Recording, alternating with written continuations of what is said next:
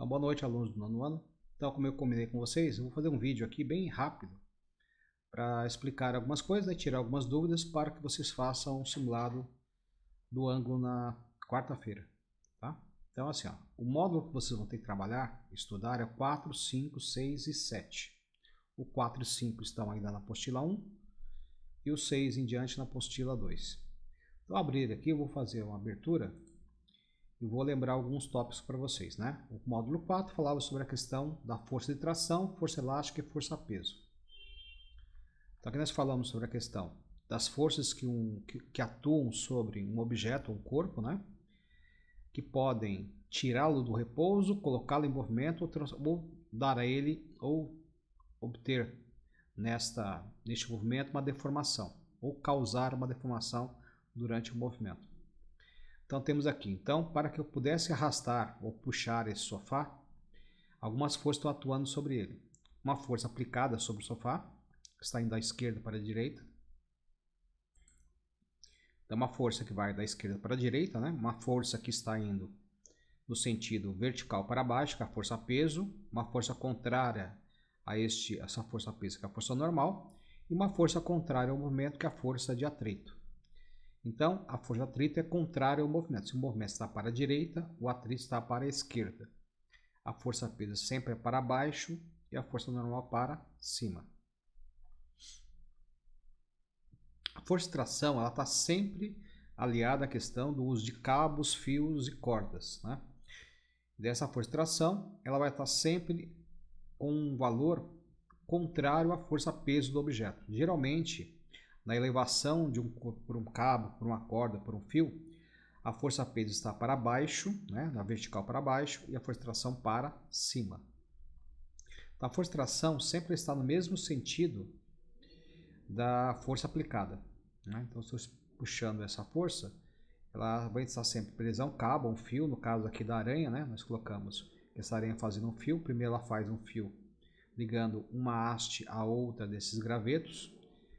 No meio dela vai formar agora duas outras linhas, né, formando um triângulo aqui. Então eu tenho uma força de tração nessa linha e tração nessa linha. Então elas puxam esse graveto para dentro, também puxa esse graveto para dentro também, tá? Então, ao formar a sua teia de aranha, ela usa sempre a estrutura da força de tração por meio dos fios. Então aqui eu tenho uma exemplificação. A força de tração puxa, né, esse fio para cima contra o movimento dela, que é para baixo, que é a força peso, né? A outra força T2 também puxa, então esse graveto está puxando para essa direção, esse graveto puxa para essa direção. E a força peso aqui da minha aranha é para baixo. Então eu consigo levantar essa aranha ou levantar esse galho através dessas duas forças combinadas de tração. Quanto à força elástica, é a força com a capacidade de deformar um objeto aqui. No caso aqui temos um dinamômetro. O dinamômetro é um mecanismo para medir forças. Então nada mais é do que uma mola presa a uma haste. Conforme essa haste vai sendo esticada e a deformação ocorre nesta mola, eu vou verificar quanto de força eu apliquei neste conjunto aqui. Então temos aqui, ó, uma mola relaxada, ou seja, sem nenhum tipo de deformação. Ela tem a força elástica 0 e uma deformação 0. Ao puxar essa mola, eu desloquei ela 0,2 metros, ou seja, 20 centímetros. Para isso, eu tive que aplicar 100 newtons de força. Para deslocar essa mola, deformá-la mais 0,2, ou seja, para 0,4, eu apliquei mais 100 newtons. Então, neste caso, para cada 100 newtons aplicados, eu tenho 0,2 de deformação da mola. Daqui eu posso ter aqui uma verificação, no caso 0 seria nesse ponto, 0,10 eu estaria a 50, 0,20 a 100, 0,30 a 150, o 0,40 a 200, o 0,40 aqui a 200, o 0,50 aqui estaria a 250 e o 0,60 a 300. Ou seja, está variando 50 newtons para cada 10 centímetros que estou deslocando essa mola. Aqui tem uma formulinha para calcular a força elástica, que é sempre o K. É a deformação, né? é o nosso coeficiente de dilatação ou deformação, e o x é quanto ele variou. Então, K é dado um valor por tabela. Então, cada material tem o seu coeficiente de dilatação. Se é metal, se é plástico, se é borracha. E o x será sempre quanto ele dilatou. Então, para que eu pudesse saber qual é o valor da dilatação, eu tenho que saber duas coisas. Ou eu tenho que saber qual é o K, ou qual é o x. Se eu quiser saber o x, eu tenho que saber qual é a força e qual é o coeficiente. Aí vamos agora para a força gravitacional ou força-peso, né? Que é onde vai entrar a teoria da gravidade aqui. Então, essa força-peso é uma força que puxa os objetos para baixo, para o centro da Terra. Quanto maior for essa força, maior será essa força gravitacional. Então, na Terra nós temos 10, né? 10 metros por segundo quadrado, que puxa qualquer objeto na Terra. E na Lua eu tenho 1/6. Então, em outros planetas eu tenho, logicamente, valores maiores ou menores, dependendo da massa do corpo celeste. Quanto maior a massa do corpo celeste, maior a força de gravidade que ele tem. Quanto menor a massa, menor também será a força gravitacional. E aqui temos aqui, massa é massa e peso é peso. Ou seja, massa é quantidade de matéria de um corpo. E peso é a força que um astro, uma partícula exerce sobre a outra. Então, a diferenciação de massa é dada em quilos. A força-peso ou peso é dado em newtons, tá? Então, aqui nós temos aqui uma indicação, né? Então, aqui, ó, massa 1, massa 2, massa 3. A massa 1 tem massa de 0,5 kg, a massa 2 tem uma massa de 0,1 e a massa 3 tem 0,15. As suas forças-peso são calculadas como? Peso é igual a massa, né, vezes aceleração. Então, esse valor da força-peso ela é calculada pela aceleração. Então, se eu colocasse aqui, peso vai ser igual a massa vezes 10, né, que seria aqui, no caso, a aceleração na Terra, 0,05 vezes 10 vai dar 0,5. 0,1 vezes 10, que é o G da gravidade, daria 1 inteiro. E 0,15 vezes 10 daria 1,5. Tá? Aí seria o valor que nós temos aqui. Ó. Peso é a massa vezes a gravidade do planeta ou do local onde ele está. No caso da Terra, quando for citado, ela é sempre 10. E aqui nós temos a massa, a força gravitacional de outros locais. Então, no Sol, que dá massa muito grande, é 274. Na Terra, a gente vai considerar como sendo ou 10, que é um valor arredondado, ou 9,8. Tá? Então, a gente vê aqui na Lua, que é 1,6. Então, para nós aqui, quando não for citado, você vai utilizar sempre para a Terra o 10 metros por segundo quadrado e na Lua 1,6. Então, vamos aqui continuar. Aqui até chegar... Aqui, ó, nós temos aqui uma indicação de uma força que está puxando esse objeto. Então, nestes cabos aqui, eu tenho a força de tração. Neste aqui, um outro exemplo aqui, que eu tenho roldanas, né, que facilitam o trabalho. Então, tem uma força 5, que é a força normal, força peso, que é a força 7. Uma força que está puxando esse objeto aqui, que é uma força de tração, e aqui tem uma outra força de tração aqui, tá? Então, sempre que eu tenho cabos, eu tenho indicação de forças de tração. Aqui eu tenho uma força peso, né? Aqui tem uma força chamada a força angular aqui, uma força normal e a força peso que está pressionando a caixa sobre esta esteira. Aí depois nós vamos ver aqui a parte do módulo 5, né? Que será resultantes de contato de forças, né? Então, qual é o tópico deste módulo aqui? Quanto maior a força de um corpo, maior a capacidade de movimentá-la para o lado que essa força está. Então, se eu tivesse aqui duas forças atuando nesse disco aqui de curling, eu tenho uma força peso, uma força normal e uma força onde essa moça está empurrando aqui esse objeto com a mão. Então, ela jogou com a mão e agora ela tenta tirar o atrito aqui deste objeto. Então, aqui na caixa de fósforo, né? Então, quando eu faço a pressão da cabeça do fósforo para a esquerda, a minha força de atrito é para a direita. Tá? Então, sempre que eu tenho a força ou aplicada sobre o corpo, o sentido da força de atrito sempre é contrário à aplicação dessa força. Então, se a força está para a direita, o atrito é para a esquerda e vice-versa.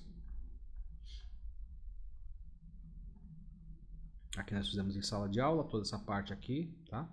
O que é a resultante das forças? Quando eu tenho duas forças com a mesma direção, no mesmo sentido, eu vou somá-las. Né? Então aqui eu somar 300 com 200, vou ter 500 de força resultante. Tá vendo aqui, ó, 500 de força resultante. Se eu tivesse agora forças contrárias, como estão puxando aqui esse skate, este menino puxa com 50 newtons e este outro puxa com 70 newtons. Para onde que vai esse skate?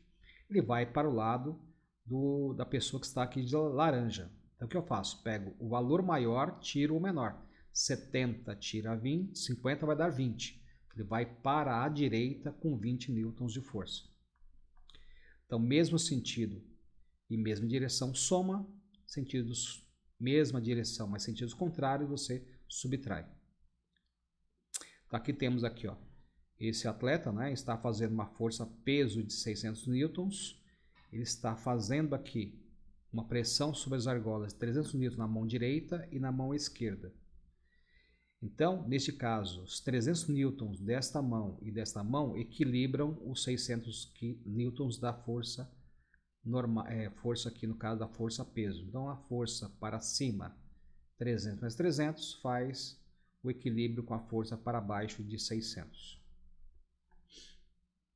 Aqui eu tenho a evolução de um skatista, né? Aqui eu tenho uma força de 700 newtons. Agora eu já tenho a posição de uma força normal aqui de 100 newtons. Aqui eu tenho 700 newtons força peso ainda, que o peso quer dizer o que? A gravidade com a massa do atleta aqui, no caso do skatista. Então, para que ele possa fazer todo esse processo, eu tenho 700 newtons de força peso, e quando ele sobe, e se ele está subindo é porque ele está vencendo a questão da gravidade, né? Então ele consegue vencer com 100 newtons. Depois ele vai ter que descer novamente com seus 700 newtons e chegar ao solo.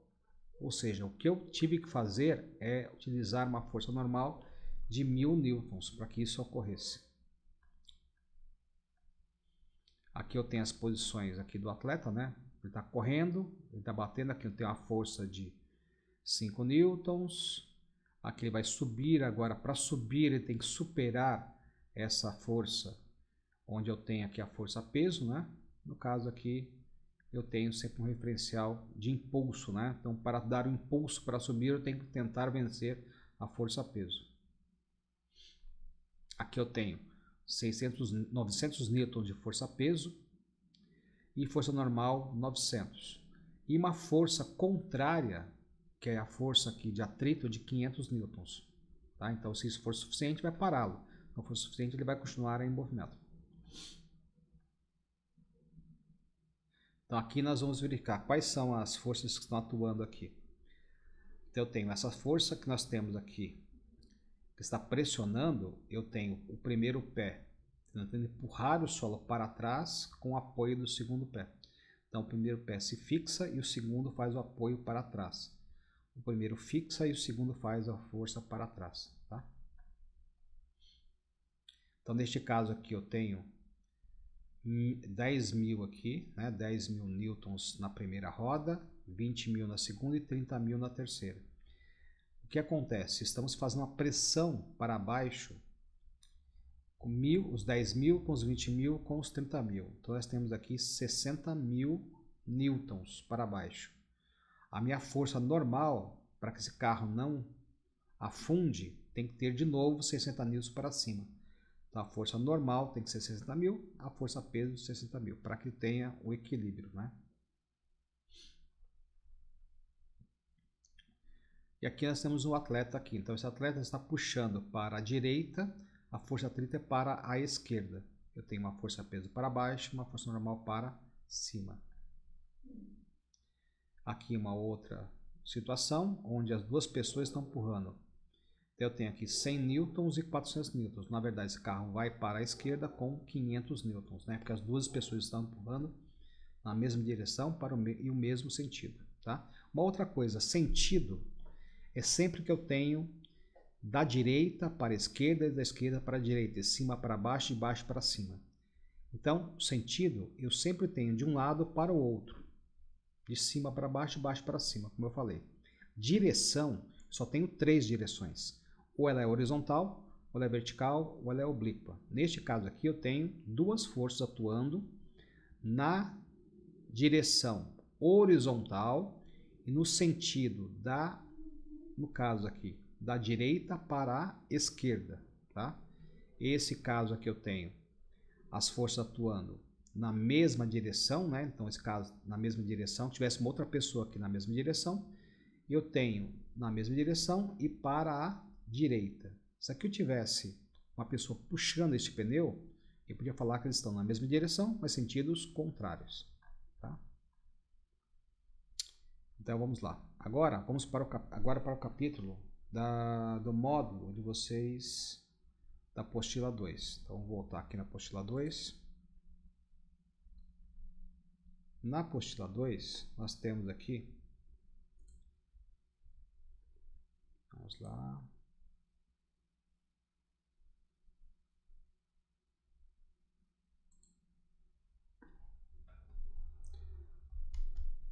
agora, deixa eu ver se já consegui pegar. A apostila 2 já vai começar agora no módulo 6 de vocês, tá? 6 e 7. Então já vimos o 4 e 5 da apostila 1 e o 6 e 7 da apostila 2. A lei dos movimentos e a queda livre dos corpos. Então, os que nós falamos neste módulo aqui, das 3 leis de Newton. Primeira lei de Newton, o princípio da inércia. Todo e qualquer corpo está em movimento, permanece em movimento. Todo e qualquer corpo está em repouso e permanece em repouso. Então, sempre a tendência é permanecer em repouso ou permanecer em movimento, até que uma força faça com que isso se modifique. A segunda lei de Newton já vai falar sobre a questão, vamos lá, chegando na segunda lei de Newton, que é a parte do princípio fundamental da dinâmica. Então, proporcionalmente, quanto maior for a massa de um corpo, maior será a força que eu tenho que imprimir para tirar esse objeto de movimento ou colocá-lo em repouso. Então, se aumentei a massa, terei que aumentar a força aplicada para que eu consiga modificar a condição inicial deste corpo, né? Então, se o corpo está em movimento e se eu aumentar a massa, eu teria que aplicar uma força maior para que eu possa pará-lo ou para fazê-lo entrar em movimento.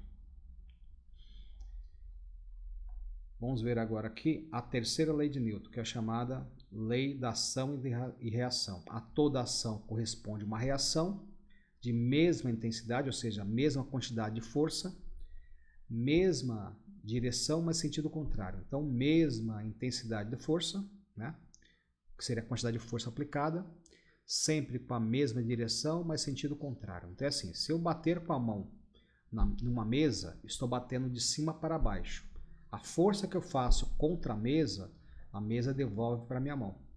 Só que ela vai devolver na mesma direção, vertical, mas sentido contrário. A minha força foi de baixo para cima, a mesa de cima para baixo. Tá? Então, neste caso aqui desses atletas, né? A massa de um é 130 e a massa do outro é 200. A força-peso aqui será 1.300 e a força-peso aqui será de 2.000. Isso é a força-peso. Então agora eu tenho aqui uma maior força-peso que empurra esse objeto para baixo, esse lutador B, menos do que o lutador A. Agora a força que os dois aplicam, quem aplicar a força maior conseguirá deslocar o outro atleta, né? Então que forças estão atuando aqui? Então o atleta A empurra para a direita, o atleta B empurra para a esquerda. Neste primeiro tem uma força-peso para baixo, uma força normal para cima. Se eu pegar na segunda figura, ele terá aqui uma força normal para cima, uma força-peso para baixo. No caso aqui, 2.000 newtons. No caso aqui, 1.300 newtons. E a queda livre dos corpos fala o quê? Todos os corpos caem sempre ao mesmo tempo, ou muito próximo ao mesmo tempo. Então, se eu soltasse aqui do alto da Torre de Pisa uma bolinha com a massa de 100 gramas, uma bolinha com a massa de 200 gramas, as duas bolinhas cairiam juntas. tá? E o que importa aqui é a força que puxa os objetos.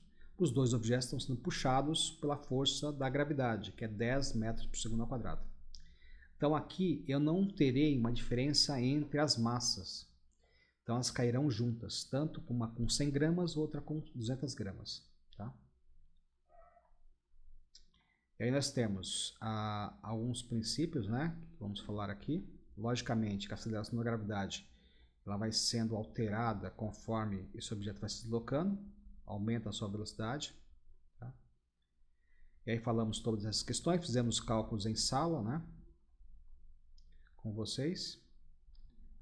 Aqui é se uma bolinha estiver girando aqui nessa superfície redonda, né, e essa bolinha se soltar, ela vai soltar sempre saindo numa linha reta. Tá? Aqui falamos sobre a questão das forças centrífugas, né? Aí o capítulo 7, que é o último que nós vimos em aula, logicamente, para o simulado, que é a parte de fenômenos periódicos, né? Então aqui vai falar sobre a questão das questões periódicas. Periódica acontece sempre em intervalos iguais de tempo. Então falamos sobre duas coisas: período, que é tempo que leva para o objeto executar o mesmo fenômeno duas vezes, pelo menos duas vezes. E a frequência é quantas vezes ocorre isto durante um período de tempo. Então, fenômenos periódicos é aquele que se refere à forma idêntica em intervalo de tempos iguais. Então, o que acontece de forma idêntica em intervalo de tempos iguais? Isso é periódico. Né? E o período vai ser dado pela letra T e a frequência pela letra F. E como é que nós calculamos isto? A frequência sempre é o número de vezes que repete por um intervalo de tempo. E sempre a frequência será dada em Hertz. Hertz quer dizer, que é o Hz, quer dizer ciclos, pulsos, vezes por segundo. Tá? Vezes por segundo, ciclos por segundo, pulsos por segundo, serão todas colocadas como Hertz. Tá? É vezes por segundo, né? Ou repetições por segundo. Então, uma lâmpada, geralmente de 50 Hz, ela vai piscar 50 vezes em um segundo.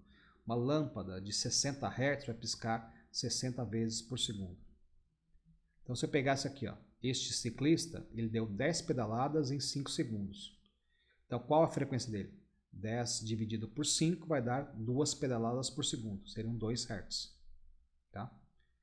E qual é o tempo que vai levar, ou qual o período que vai levar para uma pedalada? Então, se eu tenho 2 Hz, eu vou ter meio segundo. Então, meio segundo seria o tempo para dar somente uma pedalada. Então, temos aqui a formulinha aqui. A frequência é igual a 1 sobre T e o T, que é o período, é igual a 1 sobre F. Tá? Então, está aqui. Ó. Também temos a nomenclatura RPM, que é rotações por minuto.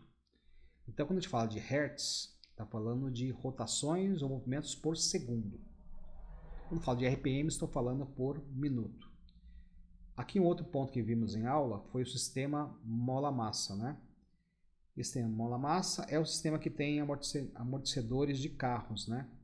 Onde eu tenho uma barra de direção, um chassi e uma mola aqui, que faz com que o pneu do carro consiga subir e descer, diminuindo a oscilação dentro do carro. Aqui nós falamos de novo sobre a questão da mola, né? Então nós temos aqui uma mola relaxada.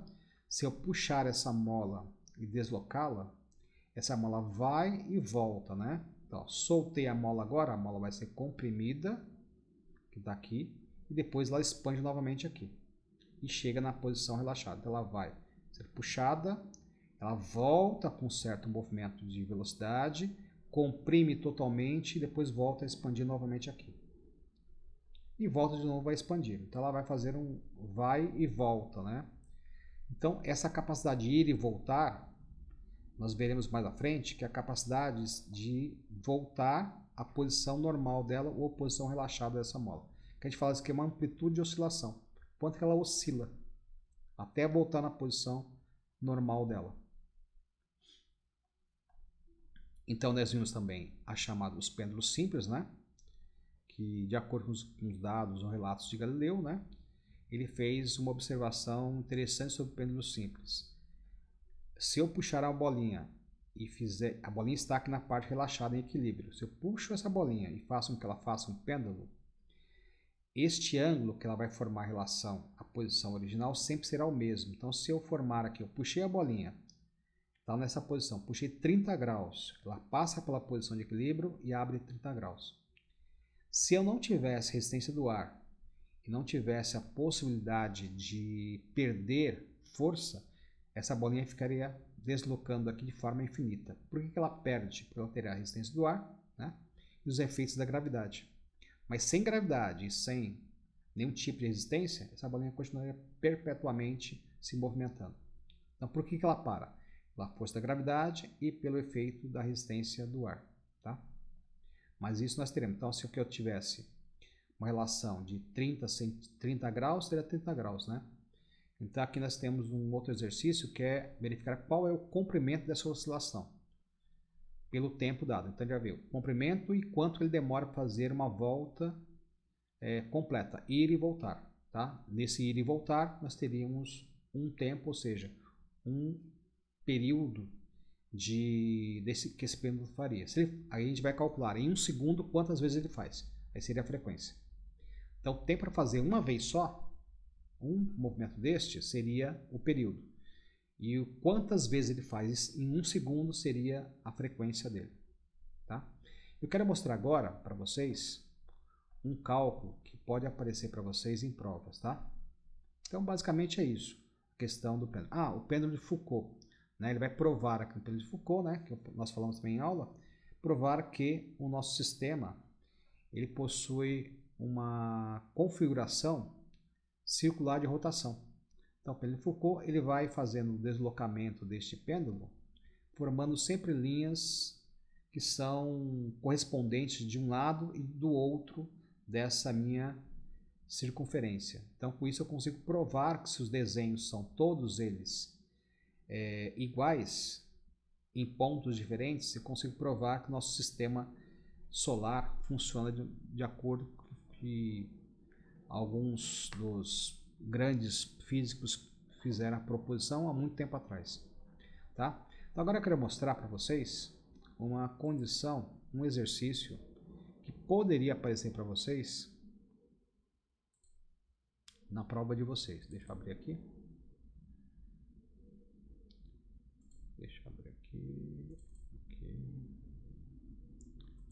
Deixa eu colocar aqui. Colocar o do nono ano. Então, do nono ano, nós temos aqui uma questão, aquela de força que eu falei.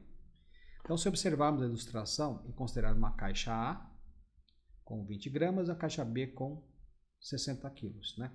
Com 20 quilos a caixa A e 60 a caixa B. Não importa que a caixa A parece maior que a caixa B. Eu posso ter aqui isopor e aqui ter chumbo. Tá? O tamanho não importa aqui. Tá? A dimensão não importa. Importa é com a massa dela. Então, 20 quilos e aqui 60 quilos. E aqui uma força empurrando da esquerda para a direita. Então, tem que lembrar aqui que temos um corpo que está desprezando o atrito, né? E nós vamos aplicar essa fórmula aqui. Então, qual a outra informação que eu tenho? Então, a informação é a seguinte. Eu tenho dois corpos, né? A e B, com massas de 20 quilos e 60 quilos.